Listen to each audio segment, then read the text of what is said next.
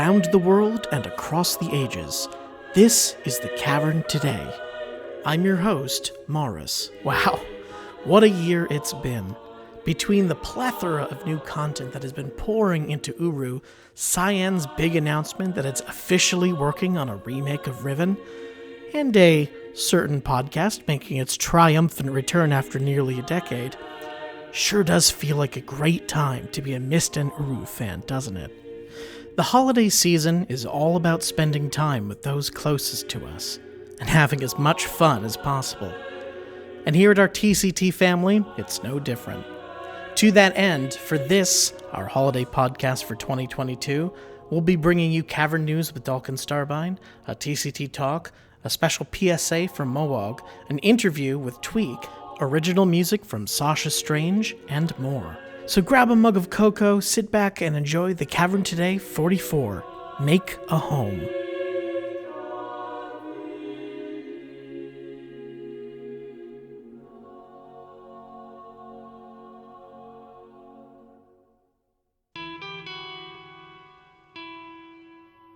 Greetings, citizens! This is Dalken Starbyne for the Cavern Today, bringing you your dose of Cavern news.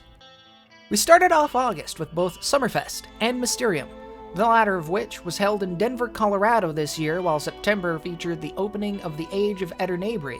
And Faetz, the first age known to be written rather than restored by a member of the Explorer community, was unveiled in September with access granted to its Highgarden area.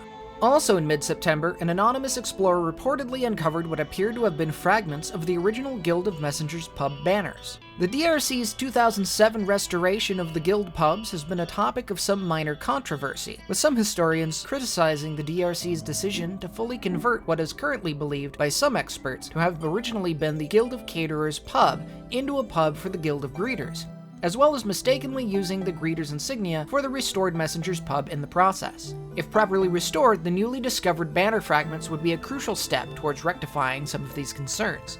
The fragments have been turned over to the volunteer restoration team, and when asked for comment, the team confirmed that while they have nothing to formally announce at this time, they were indeed exploring additional restoration efforts on the pubs and had this to say. Much like the Watchers pub, we're hoping to finally show some of the behind-the-scenes work that has been ongoing with the 5 major Explorer guilds formally established by the DRC, potentially even revealing what's behind some of those curtains.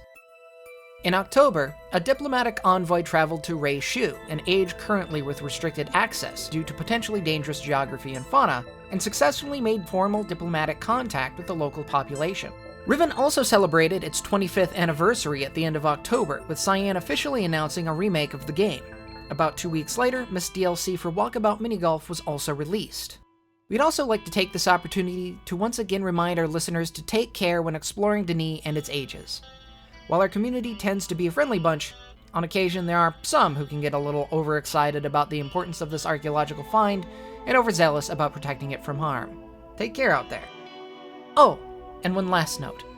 As a staff holiday present, we ordered a set of TCT merch down to the Cavern, but they seem to have gotten lost in transit, and it's definitely not my fault. But if our listeners could keep an eye out for them, do please let us know if you happen to see them somewhere around. Thank you!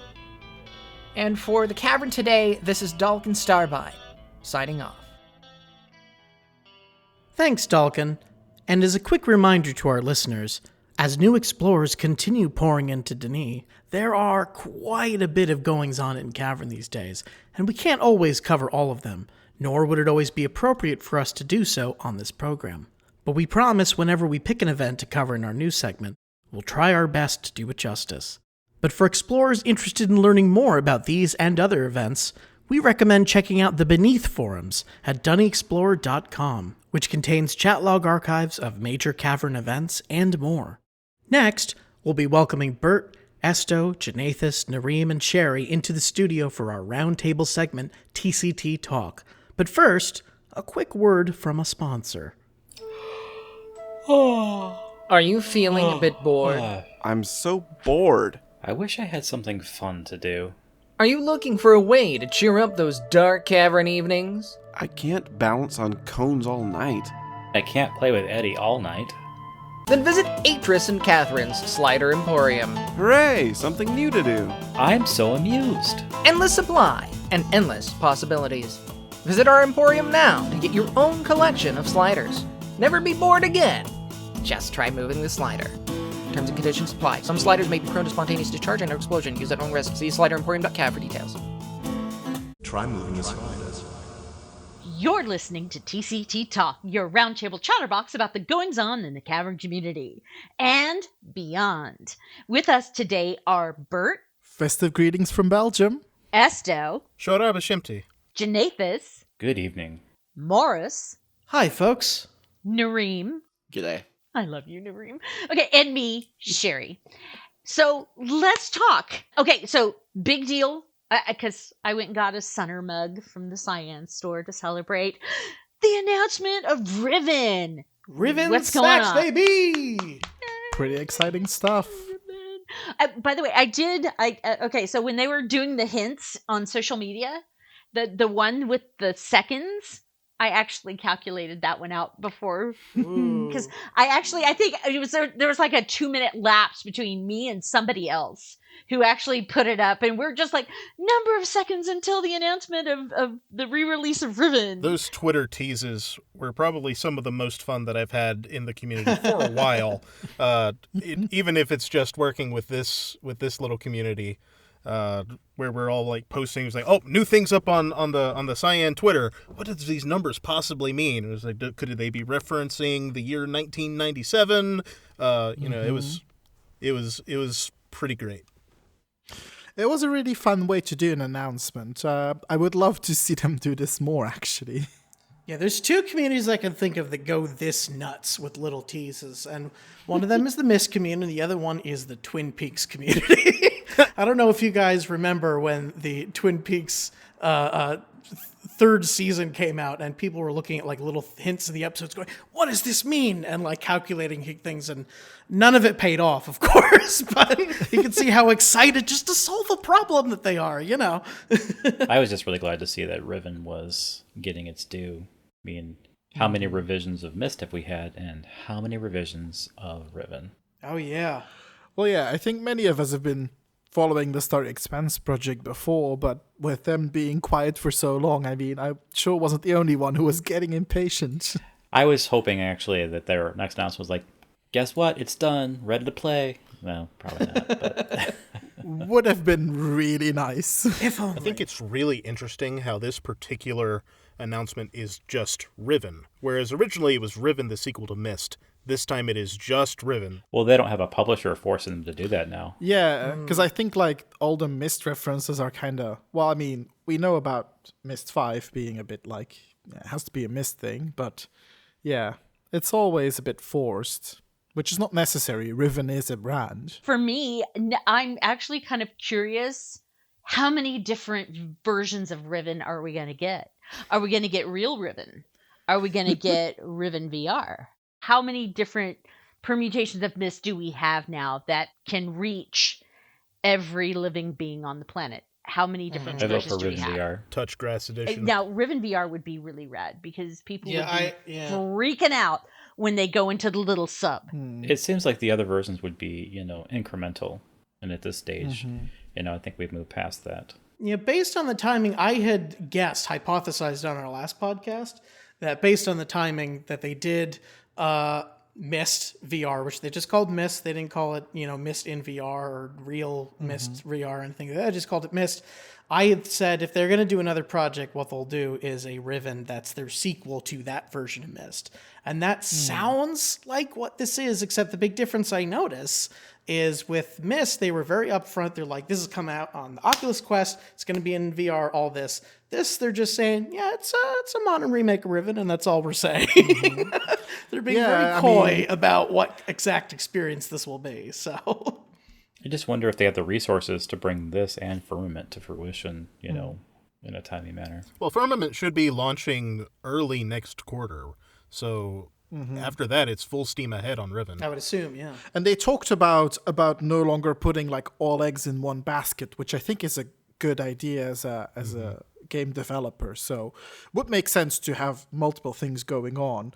But the announcement has been pretty vague. It's been a lot of source of a lot of discussion on the several Discords, including the Starry Expanse one, where people are wondering like, okay, but is this a continuation of the idea of like, are they recreating Riven as exactly as possible, or are they going to take a lot of artistic license like they to some extent did, well, quite heavily in my opinion in Myst VR?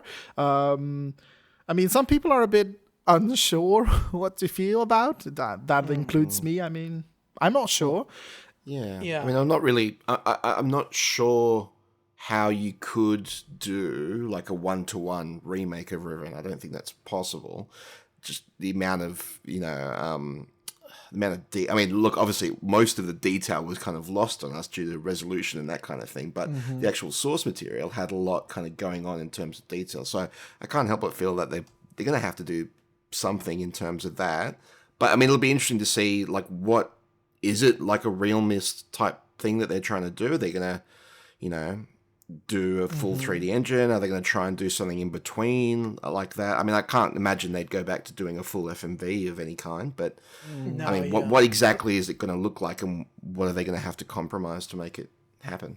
Yeah. Well, the people, the human models that they've come up with for Firmament look pretty great. I know it's based on the technology that was developed for, I don't remember what engine that is, but metahumans.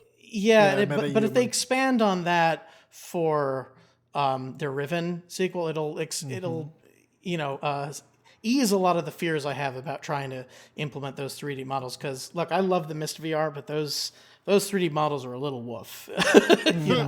Well, yeah, and I mean they don't have. I mean, the actor that played Gen is no longer among us, so so that complicates things as well. So but it's going back to sort of the production design aspect of it. I mean, I think it's interesting how there's sort of two opposites here, right? So Myst going to do a remake of that.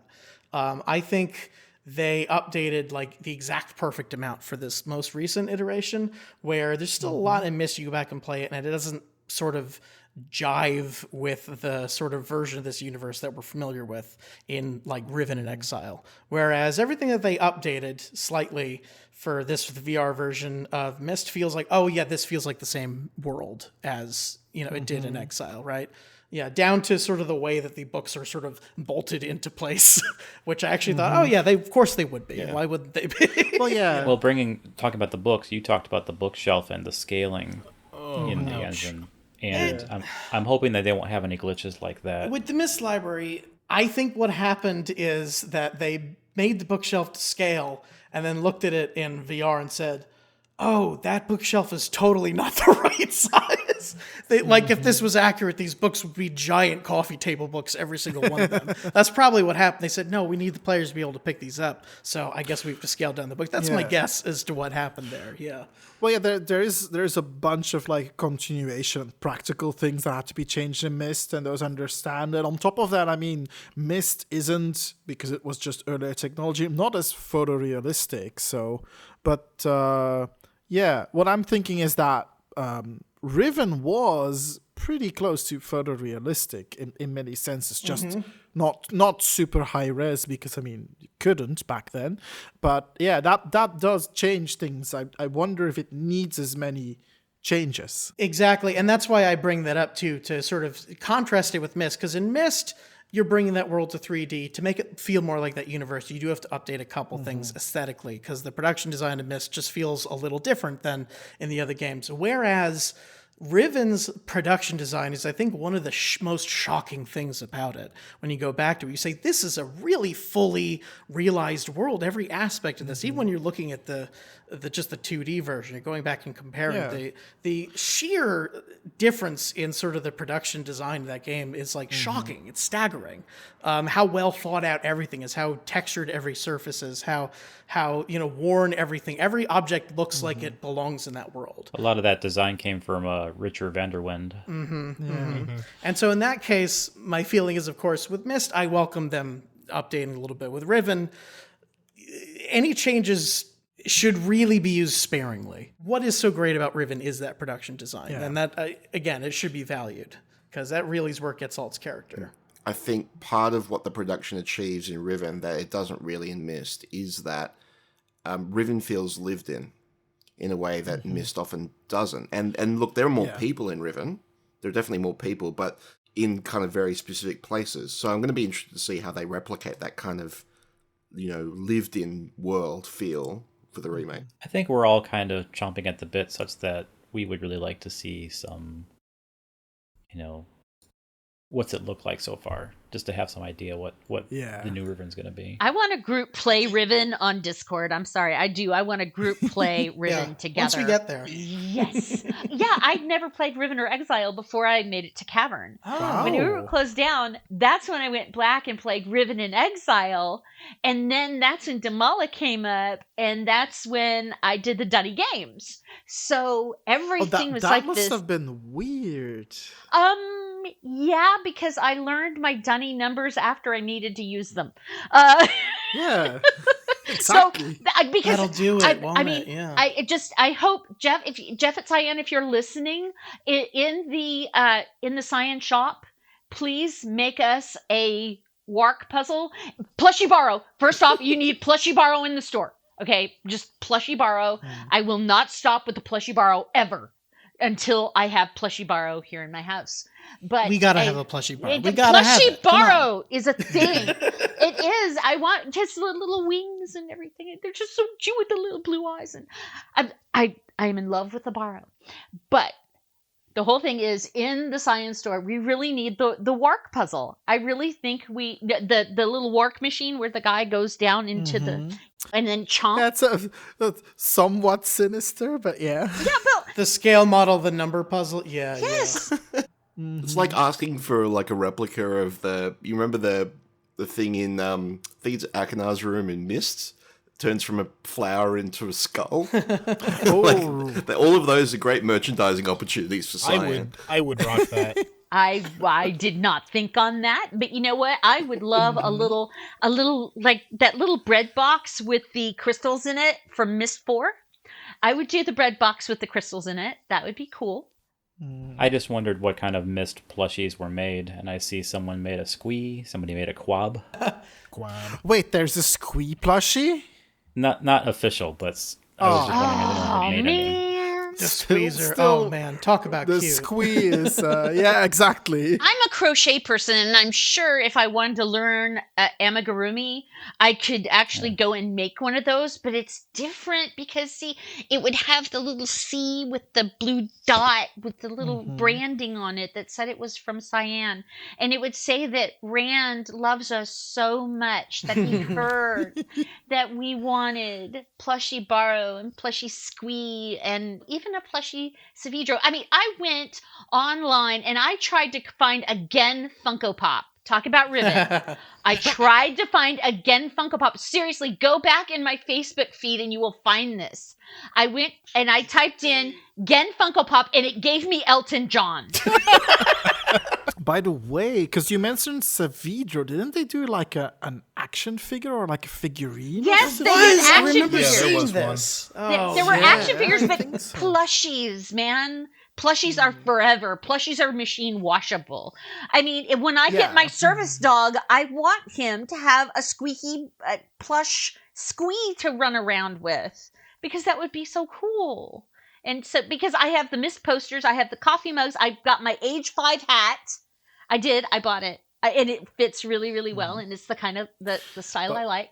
And so the whole thing is that there are parts of the merchandising, Cyan, I'm looking at you, that we need. I mean, seriously, they really should open up a suggestion box of what we would like in our homes from the Myst universe, because I would seriously go for a scale model of Gemedet. I actually remember that. Do you remember from the old Riven box when you got it, and inside you had the manual, the demo CD with like the other stuff on it, and then a book of like, hey, here's all the merchandise you can get of stuff from this game. You want Catherine's robe? Here it is on a model. Like, I remember that booklet flipping through there, going, oh wow, look at all this stuff. All I remember from the Riven booklet is one line: "Lose your questions and you'll find your answers." Ooh.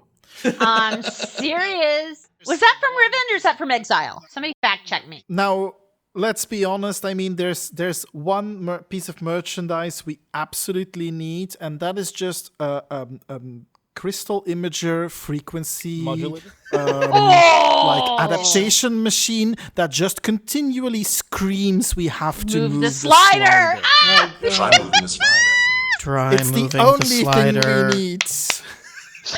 Have you tried moving the slider? Try moving the slider. Oh my god. That puzzle will live in infamy. I made a meme out of it. Mm-hmm. How many other... You guys have seen the meme. And it's the one It that's is a over on the side. It's meme. like, I tried moving the slider. Oh yeah, shout out to the Myst and Uru pissed posting group on Facebook, by the way. If you guys are interested in some fun. Yeah. I would recommend it to all our listeners. I mean, obviously, for the inevitable Myst 4 remake, if they do not include that puzzle in its entirety, it's not worth buying. No, they have to. Like, Dalken recently replayed Myst 4. Well, he's started it now on his stream, and I was like, this puzzle isn't repeating the same line enough. Like, it needs to be more frustrating. It doesn't feel as authentic as my memory does. No, it worse. You guys were not at Revelation Layer because I went back in 2004 with Katie Postma and there was a whole bunch of people. Let's see. I just RR Kaz from the community. Shout out to Guild of Greeters, RR Kaz, we love you. There was RR Kaz, there was Toria, there was of course Katie and Rick, because we all love Rick Postma. He's awesome. But there was a group of us who went to the Montreal Mini Mysterium meet, and we went to Revelation Lair, and the puzzle we got to try out was the slider puzzle. And people stood there in front of this thing and try moving the slider. Try moving the slider. Try moving the slider. And everybody's like, don't you want to try it? I'm like, no spoilers. I felt like I was like straight out of the film Paul with like Nick Frost going, no spoilers. But it was that thing where behind me was Rand Miller's voice going, try moving the slider. Try moving the slider. Try moving the slider. And it was one of those things. But I did get Myst 4 coffee mugs. They are cobalt blue, and one of them has the flower from Serenia, and then the other one has the little. I can't remember where is Rills when I need him. There's a flat topped little animal. It looks like it has like a hammerhead type of head, but it's a bird.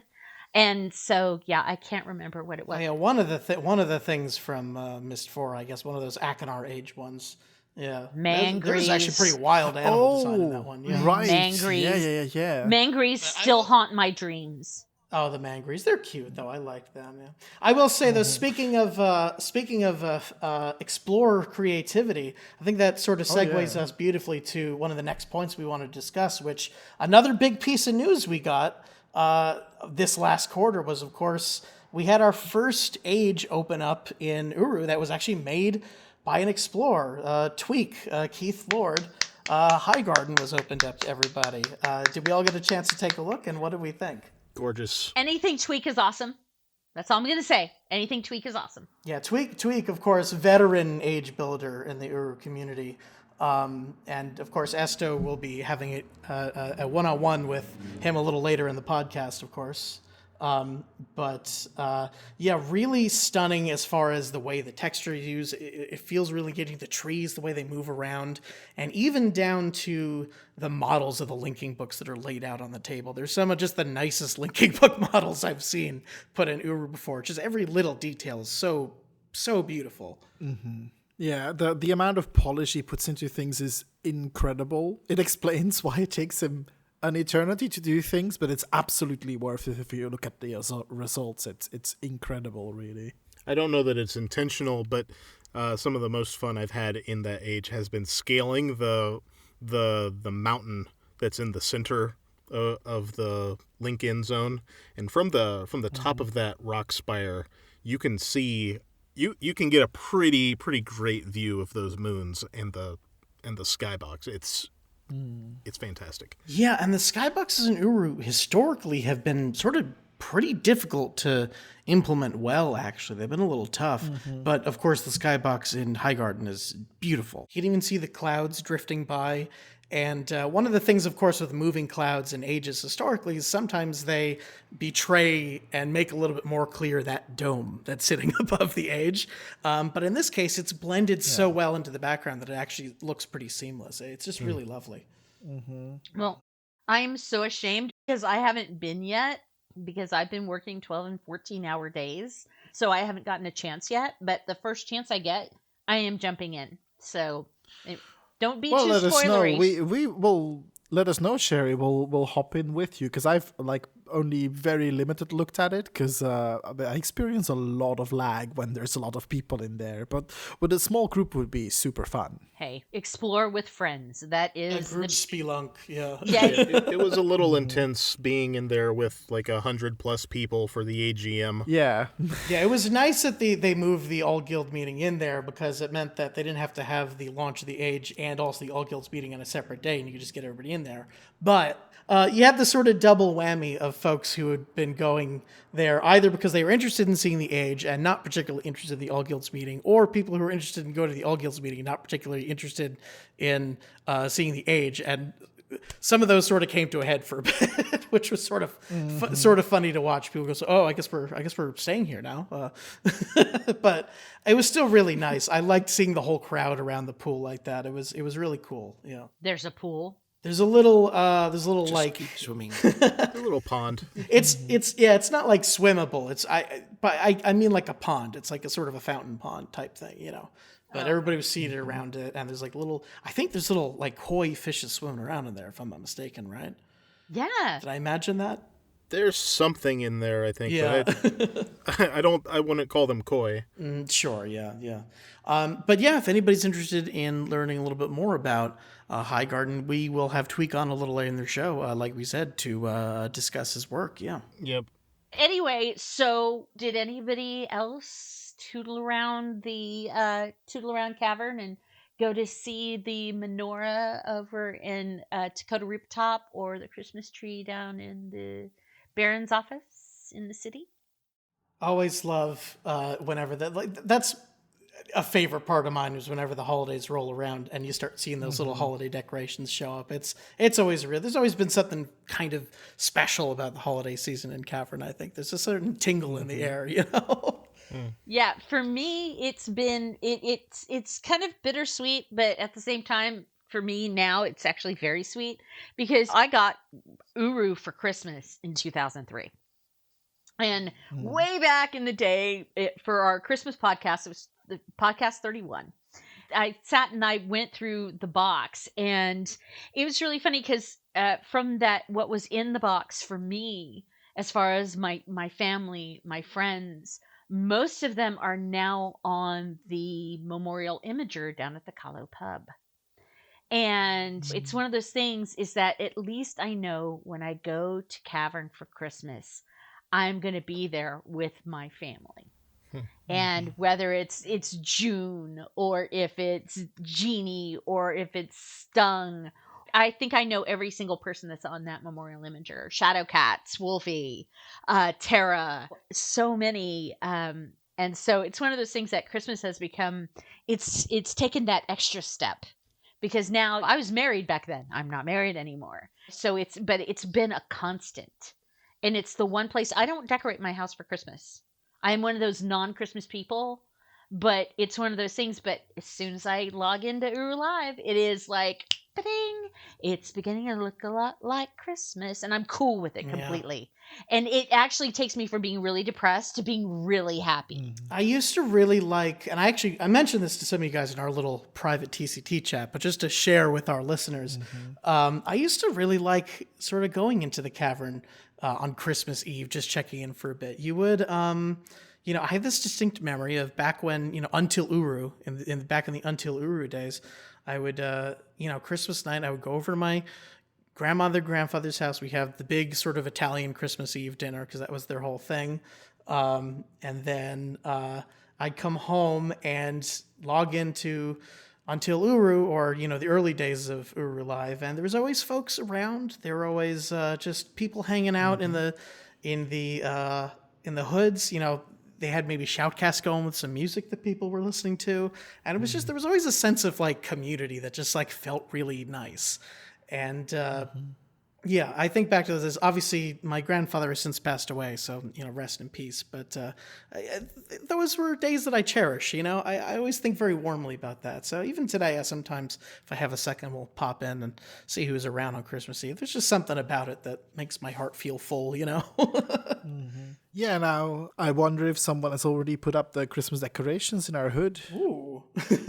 I haven't looked yet. I actually don't know how that works. I'm not sure if that's a variable that people, if Chogon, whoever flips on or not. No, I put the pumpkins there last time, so someone else got it with the decorations. That's right, yeah. What am I talking about? Uru's not a game. It's a real thing, and you were the one that put the decorations up, of course. Yeah. Well, yeah, I mean, someone needs to clean up those pumpkins and get the mistletoe and the We can bring the pumpkins to the surface. I hear deer like them. Oh, that's true. Well, they go bad pretty quick. I don't know if you've ever seen a rotting jack-o'-lantern, but ugh. Yeah, true. Yeah, and Eddie's in the closet being ticked off. So Dalken's probably looking at Eddie in the closet going, "It's okay. Just another month, man. Just another month. We'll turn you back into a beach ball, promise." Well, and of course, the big question, I mean, I don't know if the lake algae like our lovely little pumpkins or if they make it worse. That's a good question. Only if you dunk them. If you were to throw that in there, would the lake glow or would it go... What?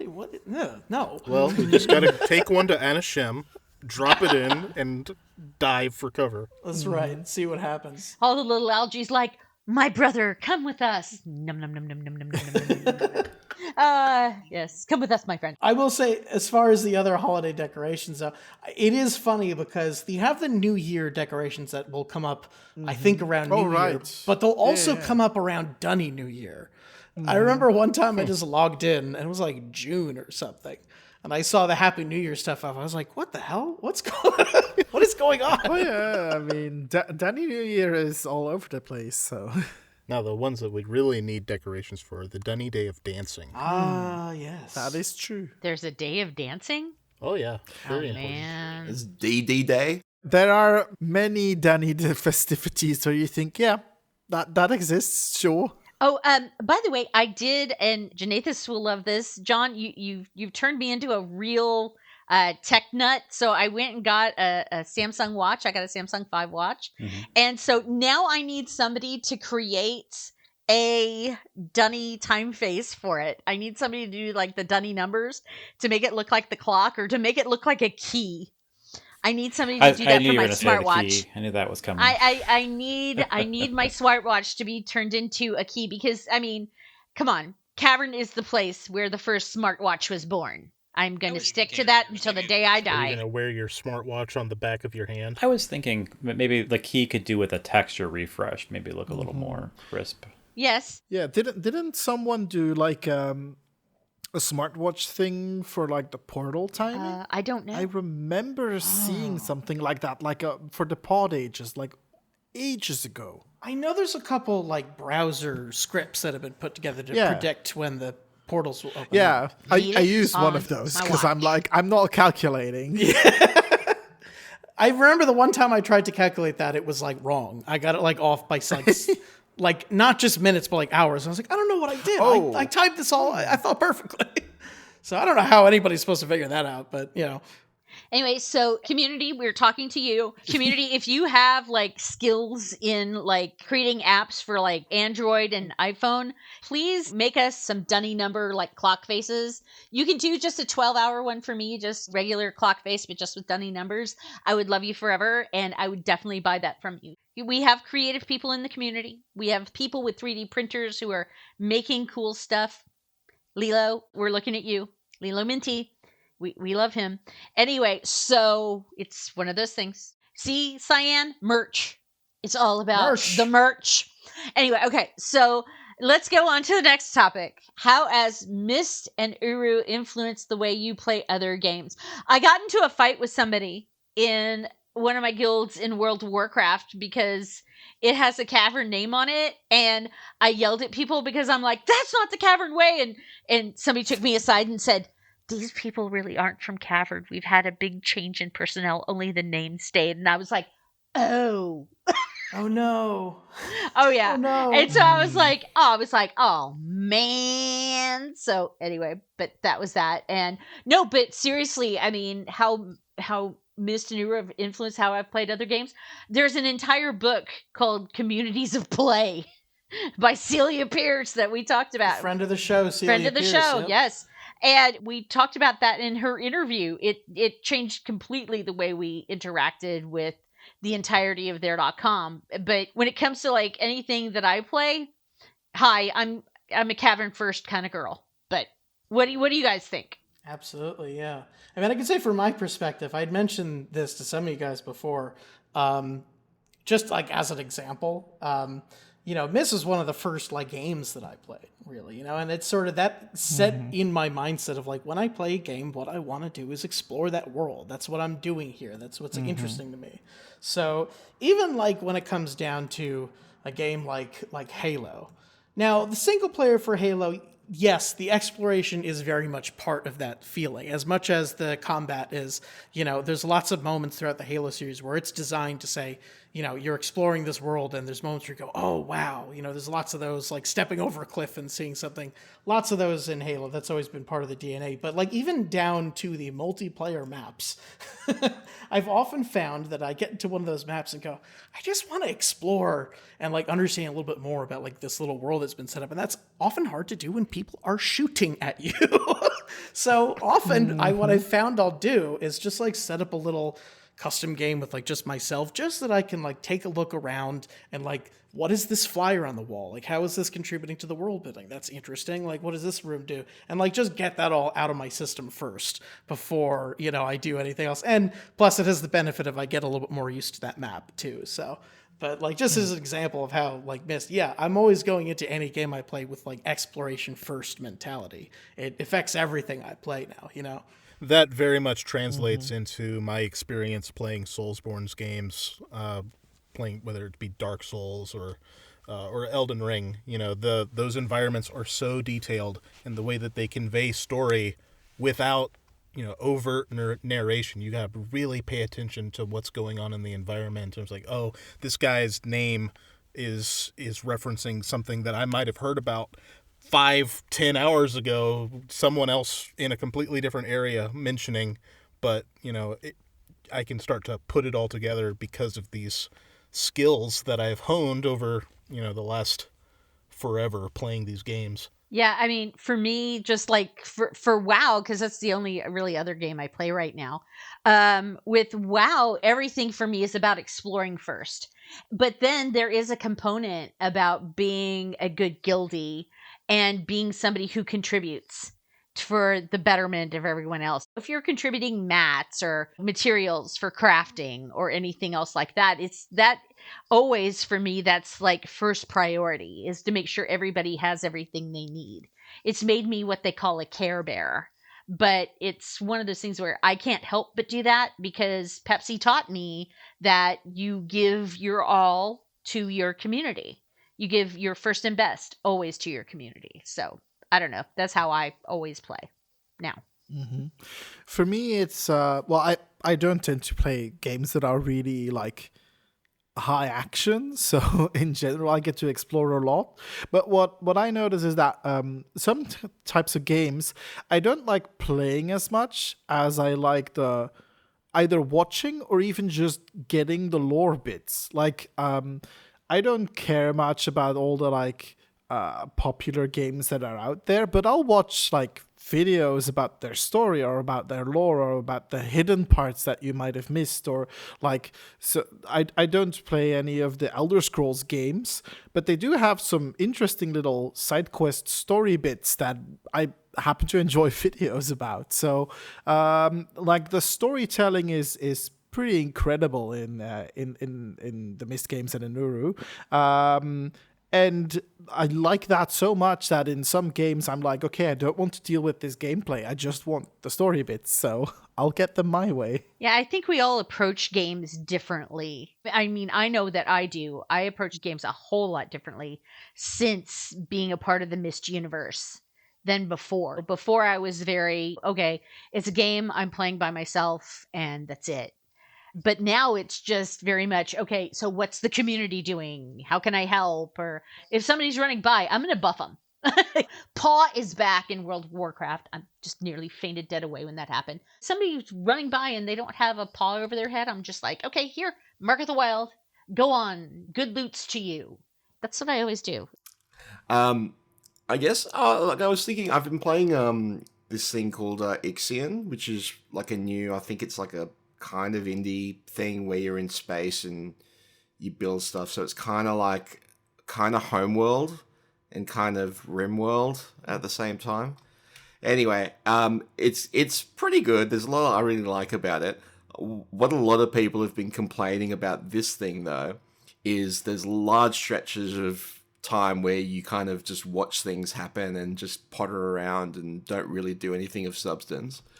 Anyway, loads of people are kind of complaining about it, and I go, I love that. I love just being situated in a world and just watching things happen. And, you know, you push the little button or you kind of give the little, you know, the domino of a little flick and just kind of watch things. And I think that's kind of come from playing Myst, because Myst is a lot of what happens if I poke this little thing here, and you might not see any result from that for another 3 hours whilst you work out what on earth's going on. I mean, in a way, that's kind of very old school gaming thing. It's not just Myst, but and kind of what you guys are talking about in terms of like shooters and things like that, almost completely gone.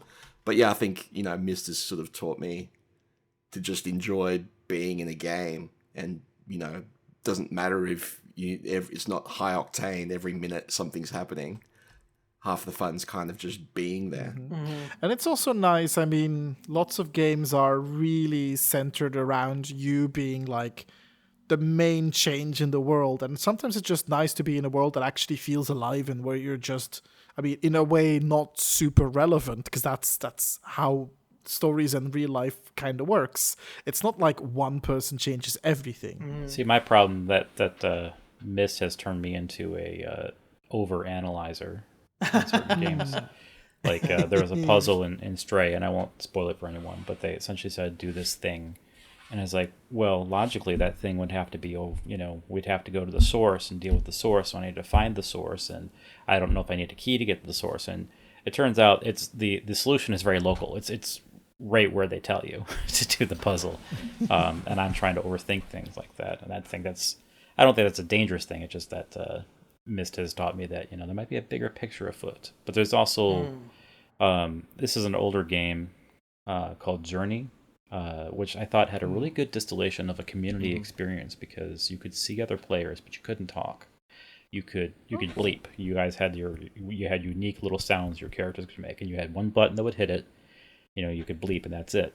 And so essentially all you could do was move in a direction and bleep, and you had to kind of distill your communication down to, we need to go this way, or, you know, help me do this other way. And in my opinion, it removed a lot of the potential for drama and increased the positive interactions. And that's one of the things that I've enjoyed a lot in my Uru experiences and in community gaming when possible. I deeply, deeply love Journey. And actually, you know, they just like a year ago, like just last year, they put Journey on Steam, because I've been replaying it. Sky, Children of Light is coming to PS5 very soon. Journey makes me like still cry to this day, though. It's ugh. But yeah, just going back really quickly before we move on to our next item, I thought that was an interesting point about the sort of, I guess, agency that you have on the world as like being a thing that a lot of games will complain about. Because remember in like the 2010s, you had the rise of like what people were calling quote unquote walking simulators. And the question to me was, of course, where you draw the line. Because the way other people describe what they don't like about walking simulators makes it say, well, like a lot of games are like that. Myst is like that. For me, what really draws the difference, where I put like the line, is like a lot of people love Firewatch. I hate Firewatch because I feel like I have no agency in that game. I'm just sort of doing exactly the path that it told me to do, and then sort of that's it. Myst, everything that happens depends on you figuring out how this world works. So it feels completely different. It feels like I have a different relationship with this world, you know? I think part of the magic of Myst. Yeah, and you're right. Even like the player is the player, right? The stranger. You have the agency, and you kind of make things happen. But this kind of goes back to what we were saying about Riven before. Is it feels like that world can exist and does exist without you, and that's kind of what's magic. I think about a lot of Silent games is if you weren't there, things would still be happening. The world would still go on. It's just that you happen to be the protagonist, so you kind of have to turn up and make things happen yourself. And Riven, especially with the way they specifically have all the villages there and they see you and they go, oh, and then they all run away. Like, that is such a great detail. It's still like one of my favorite bits of world building in that game. That they figured that all out. Yeah. They duplicated that experience in God of War Ragnarok. You encounter an area, so to avoid all the interaction with the people, they all hide. And see, that's those people who pop up in Riven, like the Rivenese, the first thing they do. I mean, for me, I just want a Moiti dagger to like put by my door, like how some religions have like, well, there's a mezuzah you put next to your door frame. I just want a Moiti dagger to put there, so that way people know that I'm a Myst person. But I live in the Myst universe. But it's one of those things where going into Riven and the first thing you see is people looking at you, and you're just like, okay, what? Excuse me, but wait. And then they go, and then you have no way of knowing what they just said to you or why, and they just go. And so it left me going, I beg your pardon. It is that Bugs Bunny movement of I beg your pardon. Can I get some help here? And no, there is no help. You are in the Myst universe. Guess what? Turn on the power, direct it, use it. That's the way it works. I love that so much about Riven, how it hits you right in the face. Like, you're coming from Myst, where you have this little window, you click around, fuzzy little JPEGs, people going, you have to release me from the book! And like a very sort of little campy, to this game, where it starts out, first thing that happens is you get locked in a cage, a guy speaks to you in a language you don't get, he steals a thing from you. It's like, it really hitting you over the head of like, this is going to be a different experience. Like, this is not, it really hits you right in the face. Yeah. The guy gets semi-murdered in front of you. So he gets darted and then drug off screen and thrown off a cliff. Yeah, thrown off a cliff. We enter the Wilhelm scream. Yeah. No, but getting back to the whole like, when does a walking simulator go too far, and what level of agency is acceptable? I mean, one of the games I found incredible this year was Citizen Sleeper, which was recommended by a friend. It's I don't know if you guys even have heard of it. It's new to me. I hadn't heard of it. Yeah, it's a fascinating little game. So it's like in a super like cyberpunk futuristic kind of setting.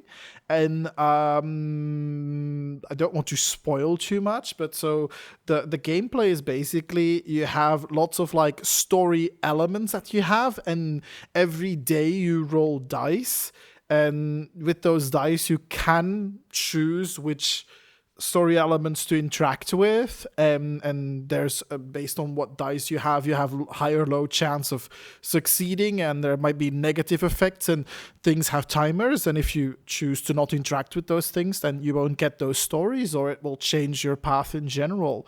And it's pretty fascinating. It's a way of creating a very divergent story where things yet still come together, but still give you some agency with the dice, but not too much. You don't feel super in control, which, if you know what the main character is, you're kind of on the edge of being in control and not being in control. So it's a really strong way of telling a story.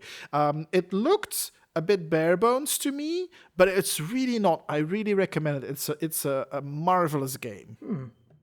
Well, I actually think that transitions us pretty cleanly to the final talking point that we want to discuss today, which is obviously the Game Awards just happened. With all the drama that entailed there, that kid running on stage or whatever the hell happened.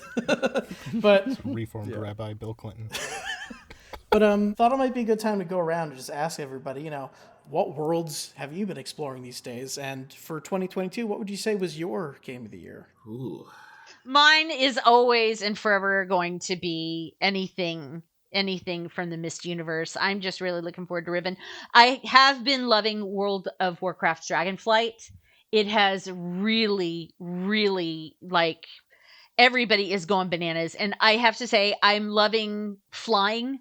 They have dragon riding now, and I have to tell you that it is probably one of the most freeing experiences I've had in a long, long time. Last night, I was flying around and I was actually laughing and squealing doing these. They have like race courses now that you can do. And it's absolutely just so incredibly freeing and wonderful. So I didn't like it at first because it was a little tough to get over the hump of actually learning how. And you don't start out with a ton of energy, so you can't really get up to speed, and it's difficult. You have to climb things, and I was just like nonplussed about the whole thing for like the first like couple of days. But as soon as things started kind of getting its groove on, now I'm just like, oh yeah, I've got to play tonight. I used to not have that impetus to play all the time. And it's like it was back in 2010, where it was like, oh my God, gotta go play right now. And like, I've pulled a whole bunch of people from back in the day, and they've all joined my Horde Guild now. And it's just, everybody is just jumping in, and we've been having a whole lot of fun. So for me, World of Warcraft, Dragonflight. Please do not ever say the word Shadowlands to me, because I will just look at you and go, no, I will not help you today. No. And so, yeah, it's one of those things that will bring out the, hey, Alex Afrasiabi, send us to hell. We're done there. We're moving on. And so, yeah. So, Janathus, what's yours?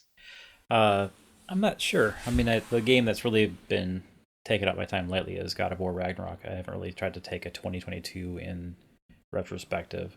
It has a lot of exploration, but of course it's very much an action game. I was mentioning it earlier, pre-show, where it has a lot of areas where there's some exploration that's a little hidden, and it's easy to miss going one direction, and then if you turn around, you'll notice a lot of things. It's interesting how the world is cloaked like that, and that kind of reminds me, remember in Riven, there's that one door you open, and then you close the door, and there's a path behind the door.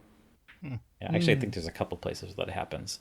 It's kind of like that, where you don't think to look back in this particular location, but that's actually your path. So it has a lot of that. I mean, obviously the action is there. I'm struggling beating a particular boss at the end of the game that he's just kicking my butt. But it's a PS5, PS4 title, and on PS5 you get the 60 FPS at 4K, whereas on the PS4 you get 30 FPS at 4K. And it's beautiful. There was points as I was playing, I had a lot of I felt like I was channeling Lord of the Rings a little bit. I don't want to say the areas to spoil it for people, but I had kind of a musical, graphical experience that just felt like that. It felt like this is a little inspired by something, but given the type of mythology they were trying to capture, it sort of makes sense.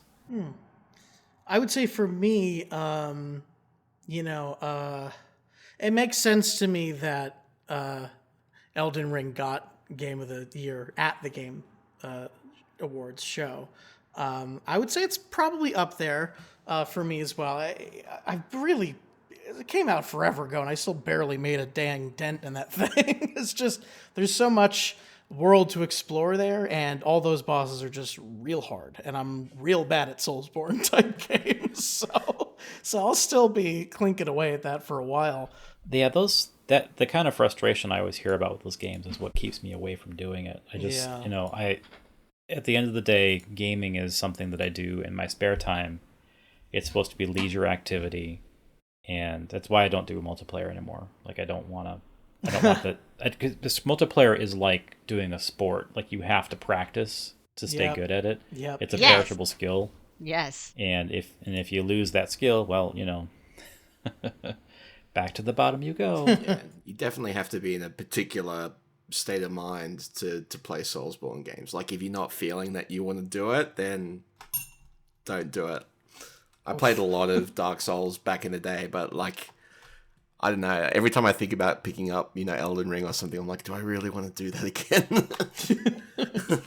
Just because you gotta kind of you really gotta want to punish yourself. Like it's like doing anything, like doing a sport or something. There's a certain amount of self punishment that's involved in pursuing it, but you also get the adrenaline kind of rush of doing it and achieving something. So I mean, it's definitely Soulsborne. It's a particular kind of thing. Oh yeah, it's not very relaxing, certainly. Yeah. Well, that's kind of the experience with particular enemies towards the end of God of War, both the games. And my whole thing is, so long as I can see progress on my efforts, like okay, this time, I got past the halfway on the health bar or whatever. So long as I can see progress, I feel kind of happy. But also, in these kind of games, it's one of the things I was actually saw on Reddit where they said they were really happy that the two main contenders for Game of the Year, God of War and Elden Ring, are single-player standalone experiences where they're not full of loot boxes or microtransactions or anything. It makes us happy as gamers that that's the direction things are going. Yeah. I'll have to get around to that. Yeah. Oh man. Honestly, in that sense, I'm quite proud of my own country in standing up to the whole loot boxes situation. I mean, I think Belgium and France were the two ones that were like, okay, we're going to investigate this on a legal level because we have problems with this because these are minors. So, really, really glad that kind of got the whole discussion going. And I think we've just all decided, even beyond the legal part, that no, this kind of has to go. I mean, it's not fun. Yeah. Well, you know what other game doesn't have loot boxes? Myst Riven Exile, Myst Riven Exile, Uru. Oh, that's a good question. 5. But hey, you know what? I do have one question for you guys, and this is kind of like our talking about our game of the year, because we all know Riven's going to be game of the year next year. It better be. Anyway, but okay, so here comes Riven. Do we think Exile might be next? Could it be next? I think that they're going to be avoiding 3 and 4, and I've got there are a couple reasons. One is the legal, like they have distribution rights on those now, but we don't know that the full we don't know the full legalese of exactly what rights they have for that. And there was also that clip from Myst Uru, I believe it was 2018, where Rand was saying they're going to do Myst, it's just going to be called Myst. They're going to do Riven, it's just going to be called Riven. And then they're going to do something new in the Myst universe.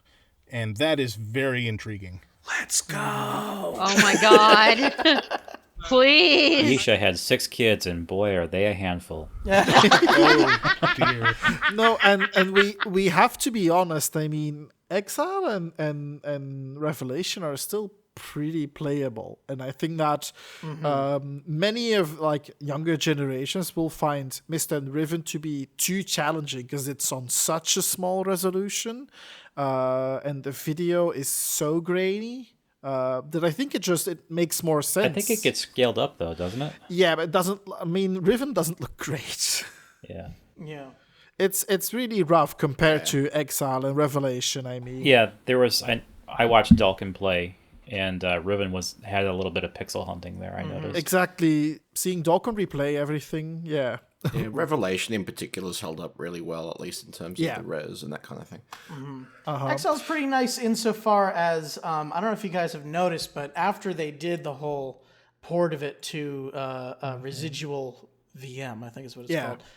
There's a setting in the options there where it's like an experience. They didn't turn it on by default, but you can have the game run in a full 16:9 resolution aspect ratio, full screen, and make it so just when you mouse over the bottom of the screen, then a bar appears, and that is beautiful.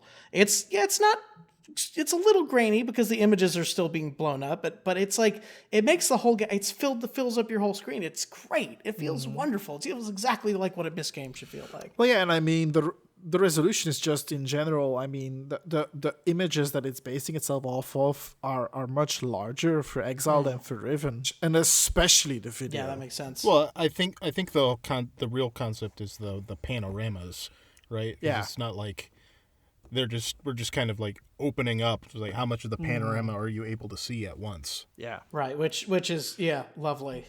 But anyway, getting back to our topic, of course. We need to hear from Esto and Narym on their... On games, yeah. Well, I've been playing Guild Wars 2 still, which So shocking. This is so shocking. But I mean, I was playing Guild Wars before, like all the way waiting up until Guild Wars 2, and it's funny that this year we had all this stuff going on with Myst, and I'm like, what year is it? Because now Guild Wars 2, we got the return of Living World Season 1, which was also 10 years ago the last time this happened, and so it's been a really great time for that game finally having a complete story there. I mean, I was there from early launch, and I remember being there during the Living World, playing on my potato at the time, and loading into Lion's Arch, and it was being invaded by Karka, and everybody was dying in the streets, and I couldn't see anything, and then I got ran over by something that I couldn't see just because of my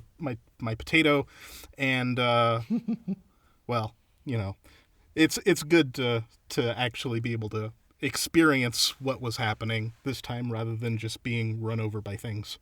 So you have 2 potatoes now? No. Well, that was my first machine, but now Janatha's, he makes me tech hungry, so now I had to have an 8-core machine, and yeah, it's one of those things. I just remember, because Sherry's machine sucks, and I was like, okay. And I didn't have a dual core, so I went and got a quad core. And now this thing, my new one is just stinking ridiculous. So I'm gonna need to have John look at it at Mysterium this year. My friend told me it seems so silly to get a computer that has only 6 cores for new hardware these days. I'm like, only 6, huh? Oh no. Oh no. Mm-mm. As far as game of the year, I don't know. I have no idea what I would say is my game of the year, but like I am looking forward to a lot of things coming up. Like Konami has finally awoken from its slumber, and with the announcement of Silent Hill F, I am so excited. My body is ready. Yeah, they finally said, all right, we made enough pachinko machines. Let's get back to games. Just don't remind them about their pachinko machines. Maybe they'll go. Don't want them to go back. Still mad about Kojima. That was not right. What happened there? Silent Hills. Rip. Yeah. I would say, because like I mentioned before, I think it makes sense why Elden Ring was voted as Game of the Year. For me, I don't know about Game of the Year, but definitely one of my favorite game experiences of the year was, and you mentioned this earlier, Janathus, Stray, which just incredible production design, wonderful, just the visuals are beautiful, but just the way everything's designed is beautiful too. It's really shocking given the size of the team, isn't it? And the soundtrack slaps. It's so good. Yeah. So really, really loved that one for sure. Yeah. Narym. Yeah, well, so what have I played this year that actually came out this year? I mean, I guess I mentioned Ixion, which, only came out fairly recently, I think. But, yeah, I mean, look, it's one of those games that definitely has things that need to be worked on. Like, I'm not sure about the balance. It's kind of like again, if you've played things like Frostpunk, or games like that, where you kind of survival and you have to make decisions between things so that everyone doesn't die. It's like that, except in space, and kind of, it's got huge homeworld vibes if you've ever played that. I'm really enjoying it. It's got a cool aesthetic, great soundtrack. I like kind of the background lore, but it is punishing, and you can very easily get yourself into a place that you can't save the game from. Like, you just can't progress or stay alive, which is, a problem. Is there permadeath? It's not. It's not. You don't have it's like a colony management thing. So you don't have individual characters. Okay. But you got to keep your ship alive, and if you run out of hull, which depletes kind of gradually. If you don't repair it, then you die. But you can get into a situation where you just kind of made the wrong decisions like half an hour ago in terms of what you were going to build. And now it's too late to do anything about it. So that's kind of the main thing that I don't like about it. But I mean, it's being still actively rebalanced and worked on. So hopefully they'll kind of iron some of that stuff out. Otherwise, so you're an RTS guy?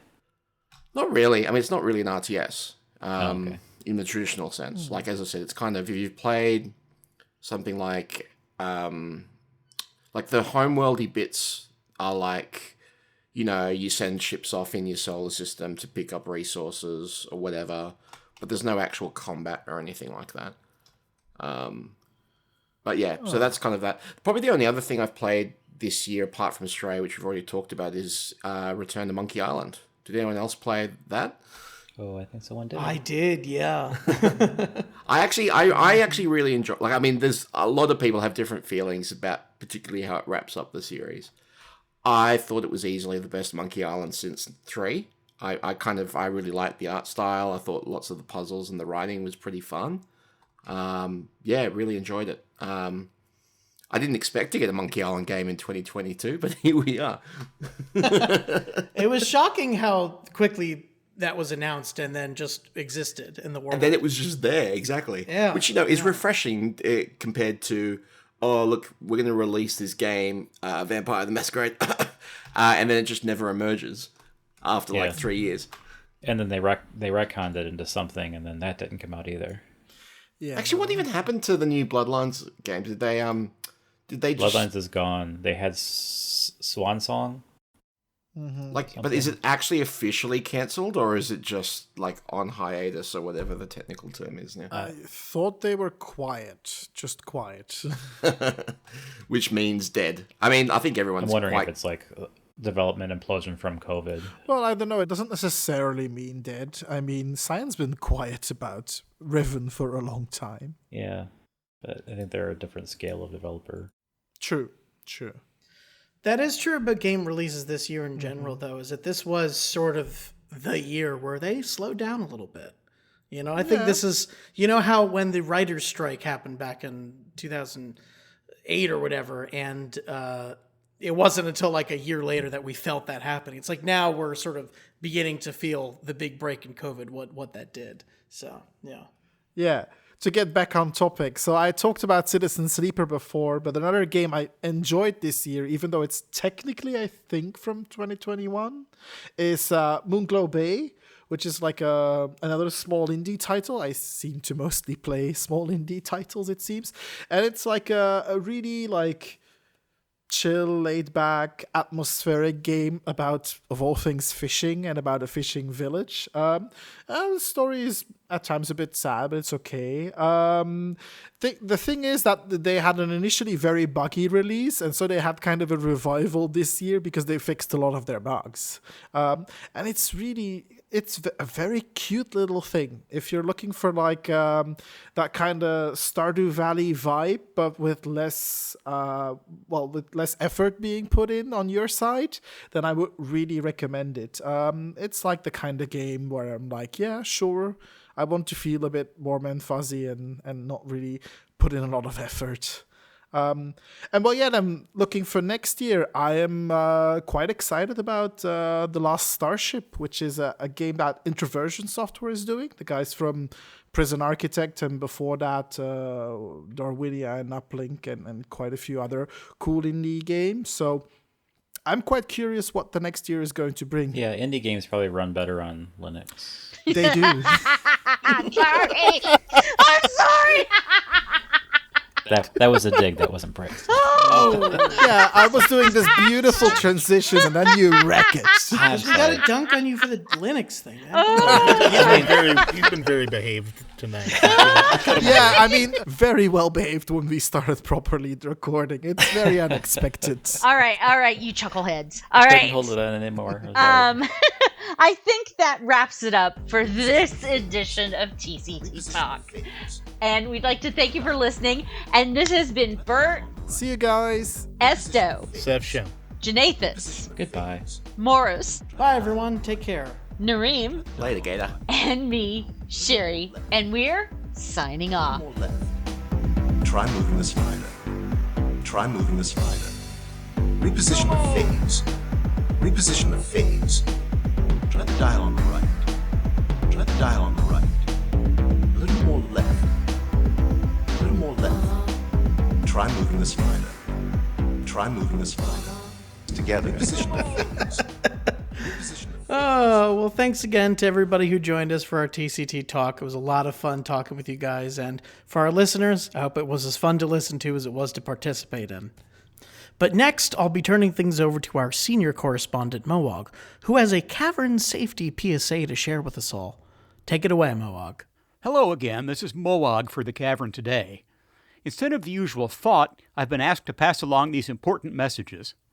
Effective immediately, all keys have been recalled due to the possibility of battery fires. In addition to the threat of personal injury and property damage, it has been found that throwing a burning key into the lake is very injurious to the algae. The dark spots seen in the lake near the dock are the result of flaming keys being doused. All explorers are urged to return their key to the nearest dispenser for a free replacement. Please remember to remove the SIM card first. And this just in from Arcana. Curious explorers, noticing that the lake pellets resemble bologna sausages, have found that they also taste like this particular cold cut. And the pellets, when sliced thin, make a fine sandwich, particularly when combined with lettuce, tomato, and mayo.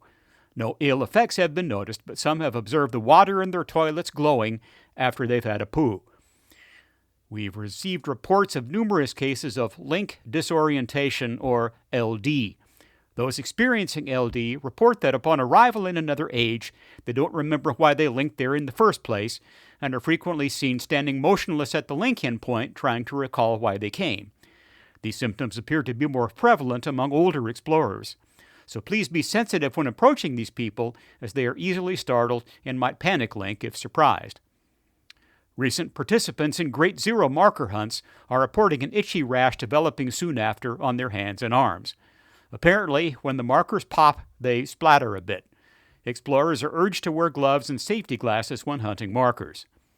In Myst news, we have a request from explorers in Channelwood.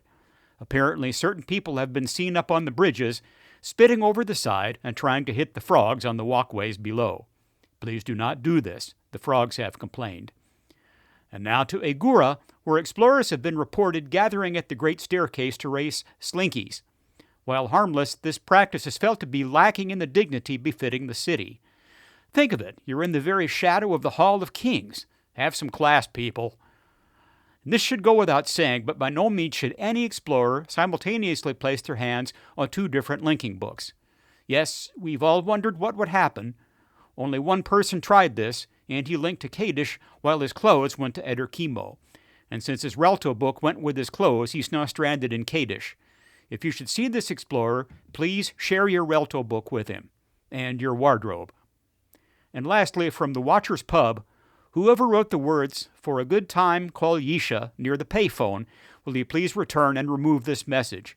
It is unsuitable. For the Cavern Today, this is Mowog, signing off.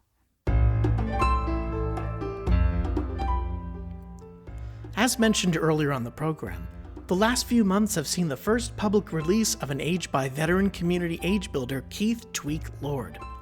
Tweek is known throughout the community for the incredible attention to detail and world building in his work. We here at the Cavern Today thought now would be a perfect opportunity to invite Tweek onto the show to tell us a little bit more about his work, Highgarden, and beyond. Without further ado, we go now to our correspondent Esto, who will be conducting our interview with Tweek. Hello everyone, this is Esto from the Cavern Today, coming to you with an interview with Keith Lord, also known as Tweek. Well, first off, thank you for joining me here today. Not a problem, thank you for having me. You've recently had an interview with Tyon, friend of the show, and I'm going to try not to retread so much ground, but it certainly seems you have no shortage of projects when it comes to the Cavern. I understand you were involved in the rehearsal during Prologue. Yes, for both rehearsals back in 03 and a Game Time Cavern. I've only been in the Cavern for about 10 years or so at this point, and it's always amazing to me that there is such a through line of people still in the Cavern from the beginning, or in this case, before the beginning, to now. Like, that's just an incredible thing to me. I understand you've been involved in the Cavern in many different ways over the last 20 or so years.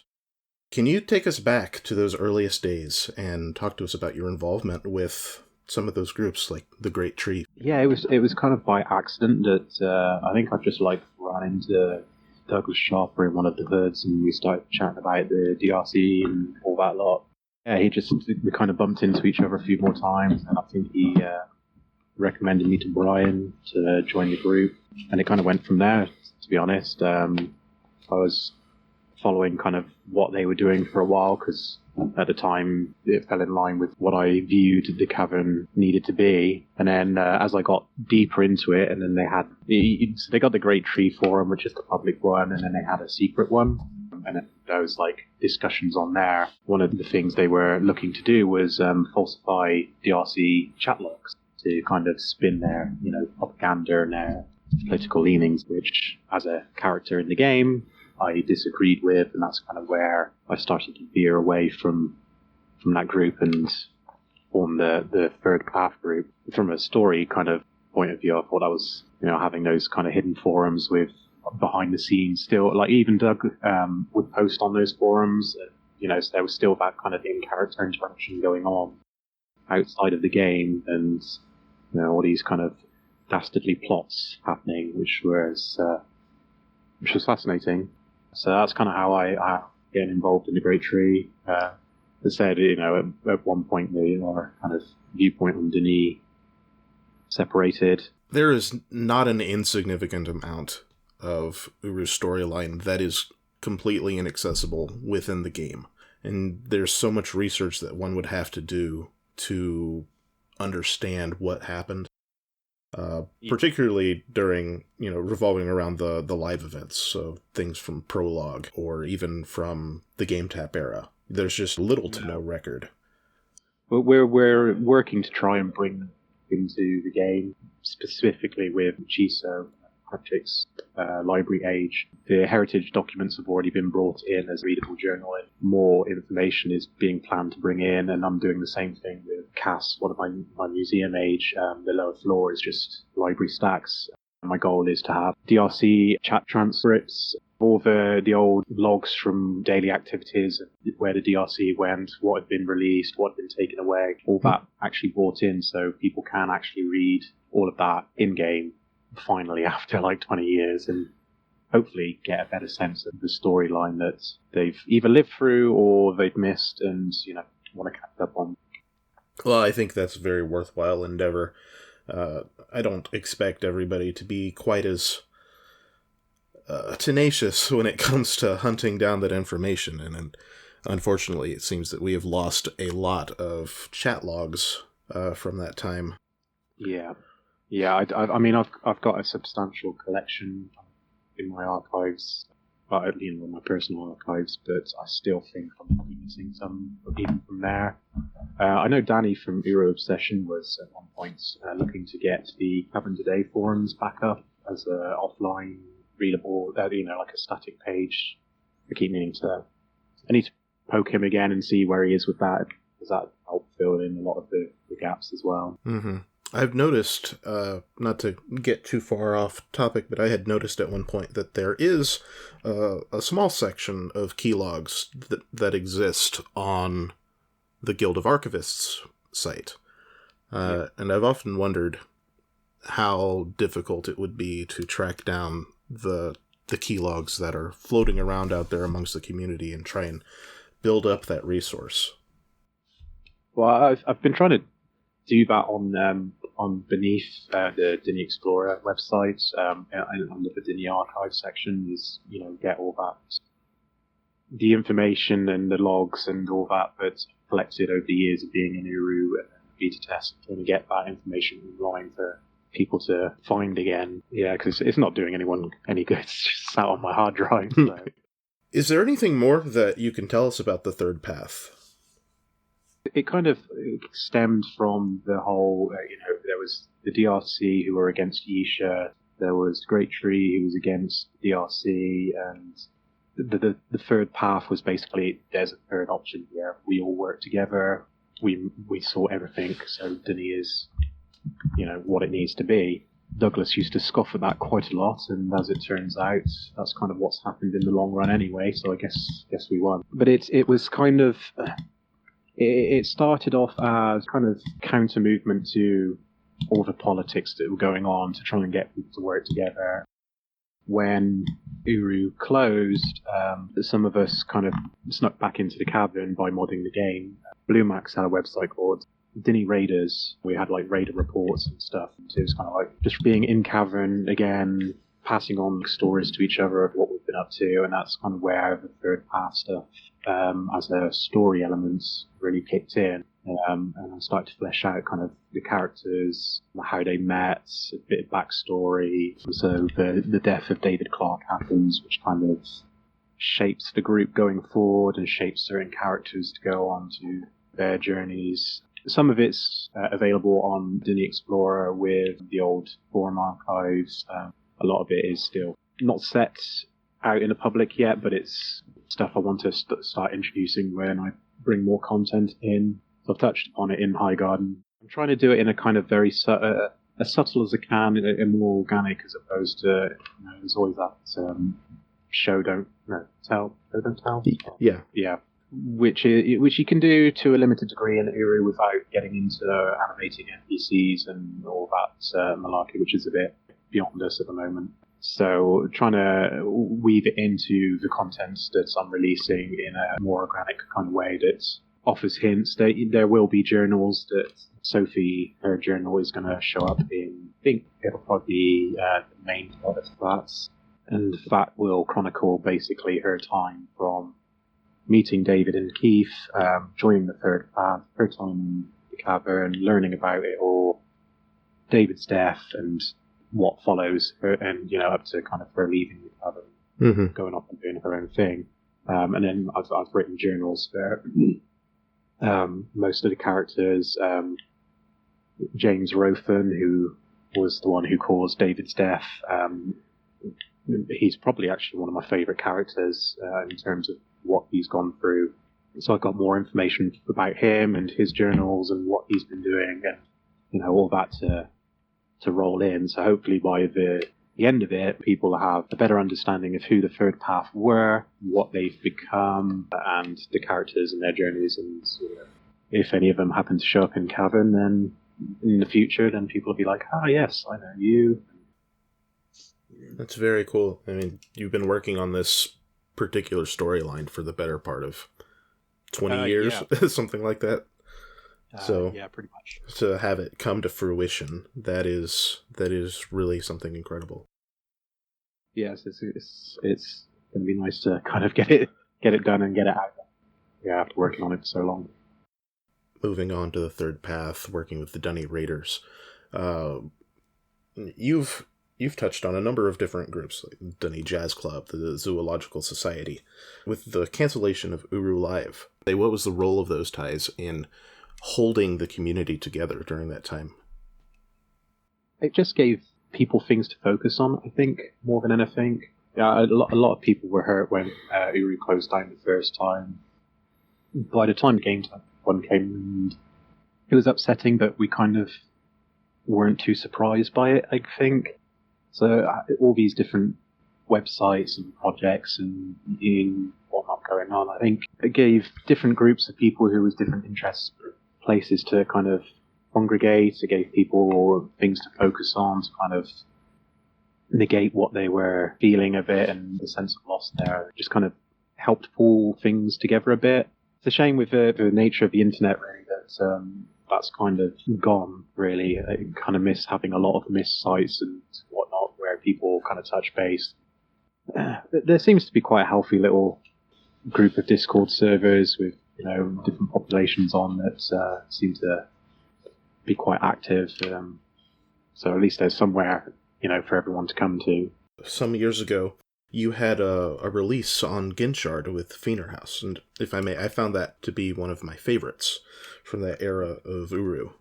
You have an attention to detail that seems it takes a very holistic approach to world building. I try to.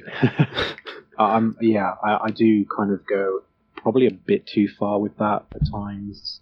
It could be just a simple room, but I will consider who's built it, with what materials, why it was built, what's caused that crack in the corner, ridiculous little detail points that are probably never going to actually show up in the game as anything commented on, but it's just things I consider. Your new age, Highgarden, released earlier this year, bringing fights to the Explorer community. It's been a couple months since its release. Do you have any thoughts regarding that? I've not heard of any complaints from anyone. I haven't really been into Myst Online since when it released was the last time I was in Myst Online. I keep missing the AGMs. Real life is busy. No, it burnt me out a bit rushing it. I worked on it almost constantly for about 8 months, I think it was. I hadn't really been using Command before then, not like seriously. So it was a test on that. That was the first age that I really used Command for. So I kind of was learning all that and trying to build an age and then going through the testing process. And then by the time we'd got it through, like everything and tweaked some bits and bobs that, I think it's rocking up about 8 months. Got a bit burnt out, so I've been taking a bit of a break from age building. I actually started building something again just in the last couple of days, working on something again. But I think just kind of pushing to get it out onto the server. Yeah, it was a bit of a burnout for me. I can understand that burnout, but the result has been fantastic. We actually took a group trip to Highgarden just a few days ago. For some of us, it was the first time we'd been there since the release. And, when you've got a couple hundred Avies packed into there, sometimes you miss details. And just the little things like the movement of the trees in the wind really help to bring that age to life. It's one of the beautiful things about working in Command is it just makes all that so much easier. It's just like just a little bit of movement, but it makes you feel like the world is kind of more alive than static grass and static trees would be. As a follower of your story for a long time, I was pleased to see various references within the Highgarden Journal, and this age is also historic, in that it is, to my knowledge, the first age written by an explorer. Can you talk to us a little about the implications that adding an age like this has to the overall Uru canon? It's kind of one of those weird ones, really, because in terms of the lore and canon and all that lot, explorer written ages have been happening for the last 10 years or so, if not a bit longer.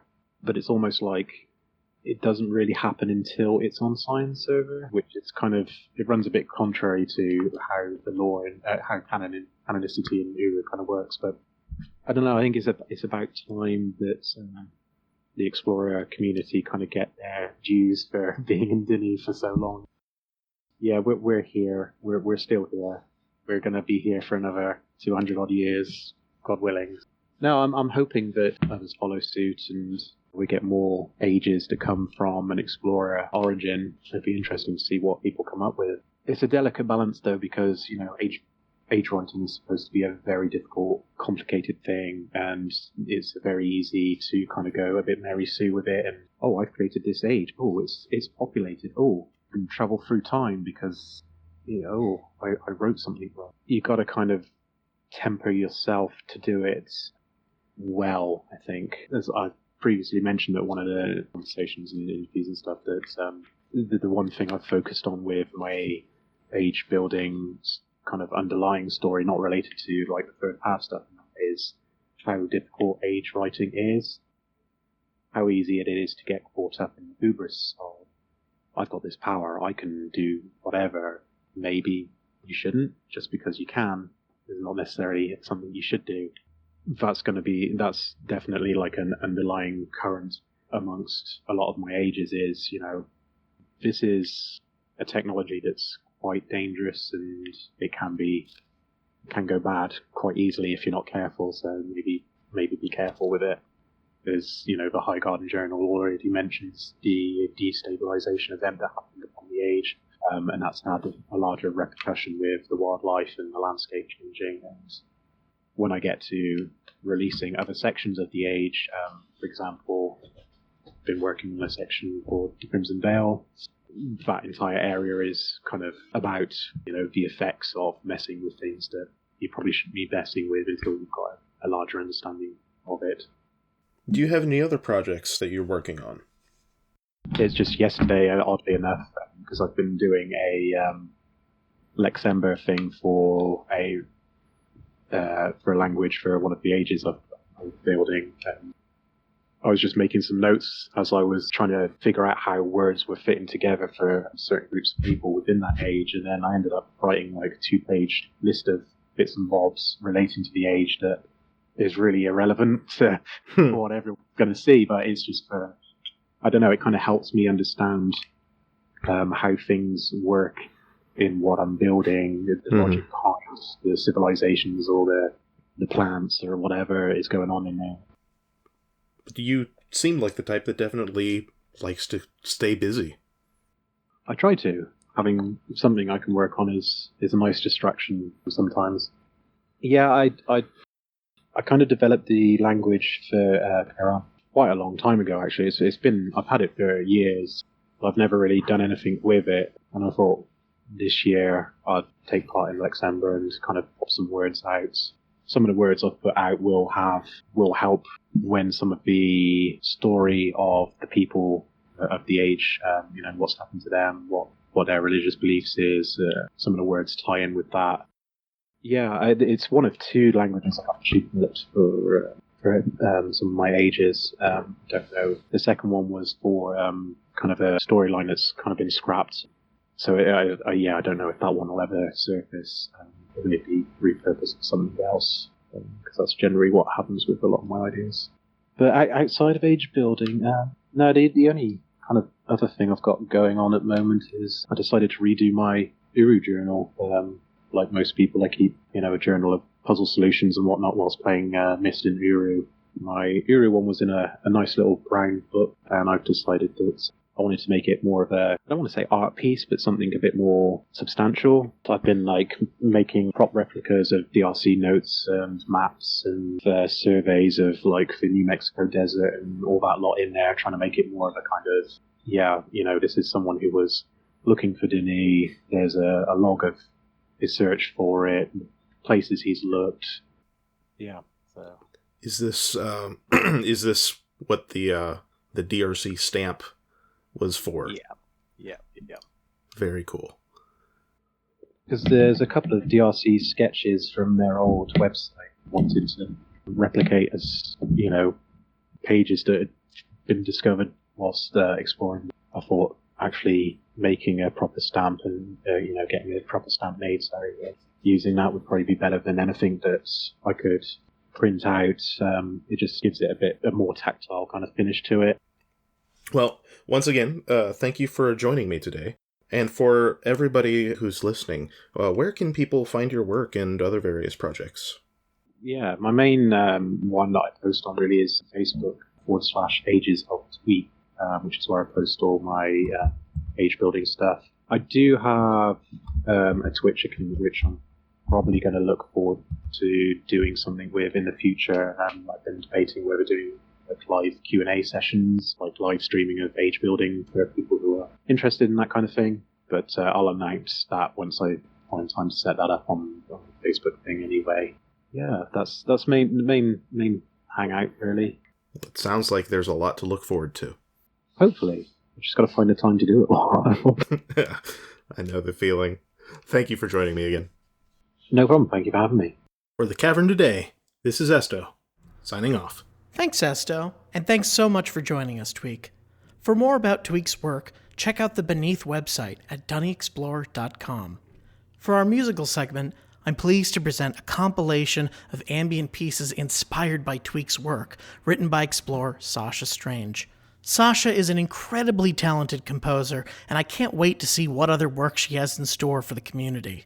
But now, without further ado, we're pleased to present Ages of Tweek Suite by Sasha Strange.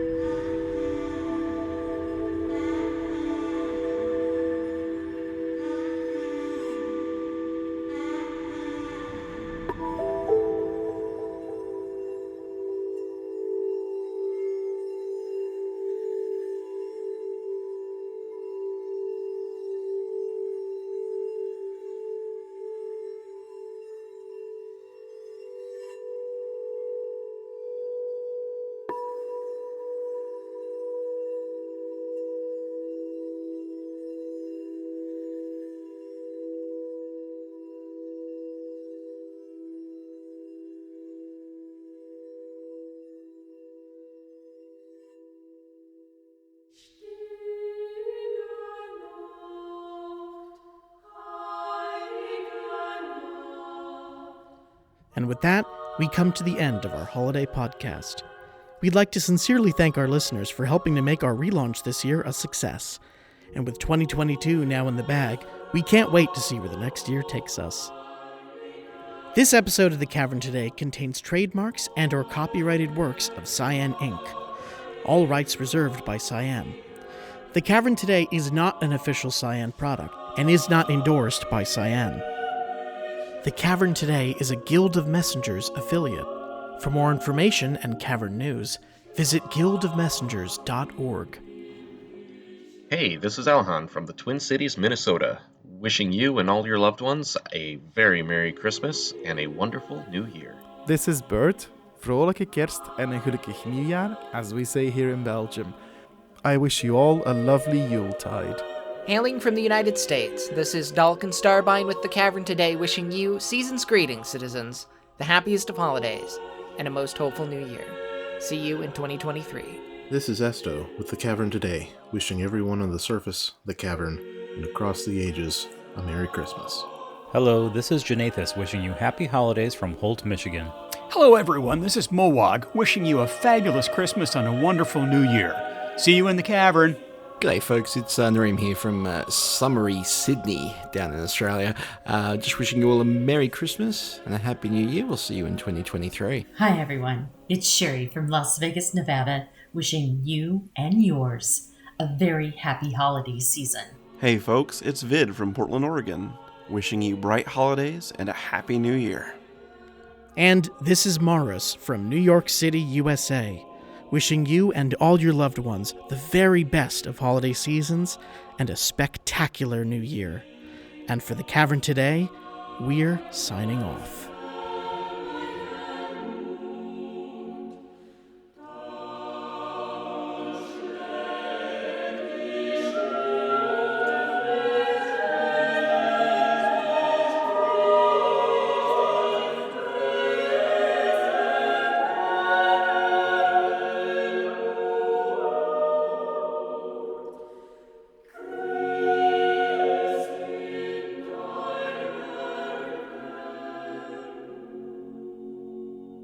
Hey, guys! Somebody forgot to put the blooper reel in! I'll just do it.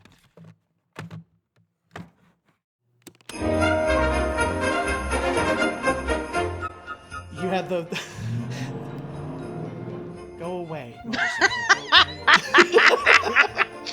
had the... It sounded like a truck. Oh my god. It's just somebody with a... You get a lot of people who just... My car needs to be louder. You know what? It might be a work, but that's just me, of course. It's just you, of course. It's just me, of course. Yeah, it is just you, of course. It's just me. As mentioned earlier on the program, the last few months have seen the first public release of an age by veteran blah, blah, blah. No. I'm trying to think, is there anybody here who does not or has not ever sung before? Yeah, we're And, just you a know, bunch of theater. Maurus practically talks in songs, so... I do. It is true. This is true. You could tell he was deliberately having to stop himself singing that. Oh yes, I do sing it in. Oh, yeah.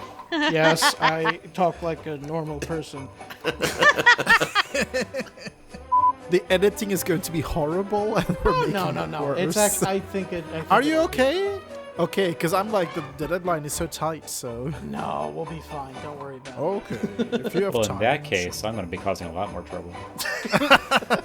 John, you are trouble. Did you know he was trouble when he walked in? Oh no. Oh god.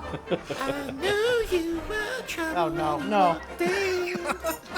Oh god. Yeah, see, and this is when we get copyright We're strikes. gonna get copyright strike. Oh, look, know- they No. couldn't possibly copyright strike that. That's not recognizably music anyway.